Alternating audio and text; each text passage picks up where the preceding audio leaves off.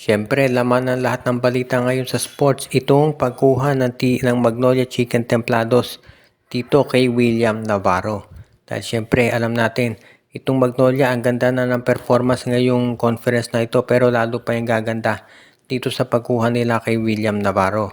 At hindi dyan natatapos itong good news para dito sa Hot Shots dahil ayon doon sa mga reports na lumalabas ngayon. Base kasi dito sa mga lumalabas na reports, mukhang ito raw si Arvin Tolentino naman ang susunod na kukunin itong Magnolia Chicken Templados. Alam natin na itong si Arvin may offer mula sa abroad. Hindi naman tinatanggi ni Arvin yan. Actually, kinumpirma nga niya.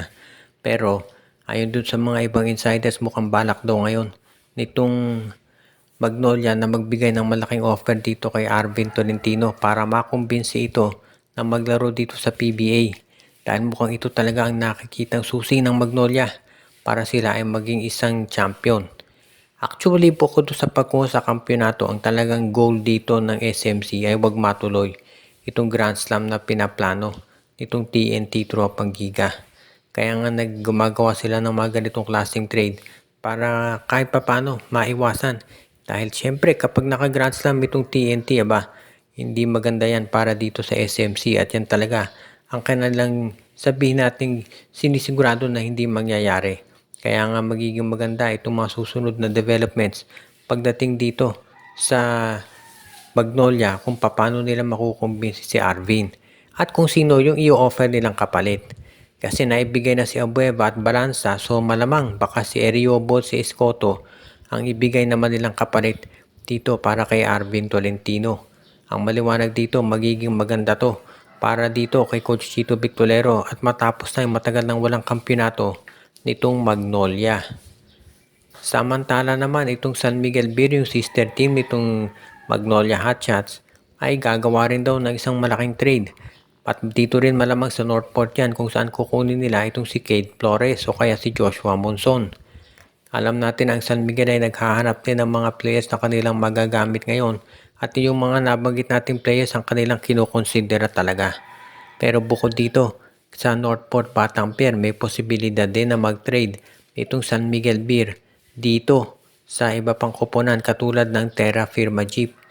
Ayon dun sa mga insiders, ang gagawin daw ng SMB ay kukunin itong si Louis Anggalang o kaya si Mark Nonoy mula dito sa Terra Firma Jeep. Kasi namimili ang San Miguel kung saan team kukuha, kung sa Terra Firma o Northport. Pero ngayon mukhang maliwanag na dyan talaga kukuha itong SMB. Isa doon sa dalawa or pareho sila. Depende yan kung paano pagpapalakas ang gagawin nitong San Miguel Beermen.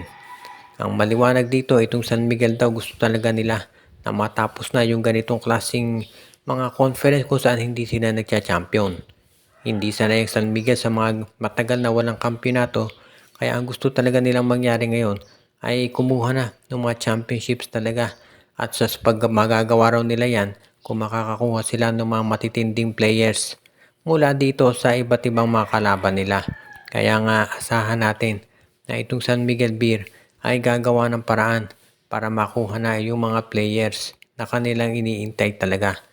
Kaya so far, itong SMB naman, abangan na lang natin kung makukuha nga nila itong si Monson, si Flores, si Carino o yung iba pa.